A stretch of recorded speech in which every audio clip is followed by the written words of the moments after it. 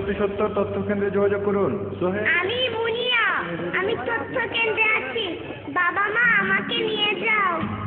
উচ্ছলতা, উদ্যম আর বুদ্ধিমত্তার জন্য আয়োডিন খুবই গুরুত্বপূর্ণ। আয়োডিন বুদ্ধির বিকাশ ঘটায়, চটপটে ও কর্মোদ্যমী করে। ঘরে পরীক্ষা করতে 5টি ভাতের দানা 1 চা চামচ লবণের সাথে চটকে 2 ফোঁটা লেবুর রস দিন। লবণের রং বেগুনি হলে বুঝবেন এতে আয়োডিন আছে। বুদ্ধিদীপ্ত জাতি চাই, প্রতিদিনই আয়োডিন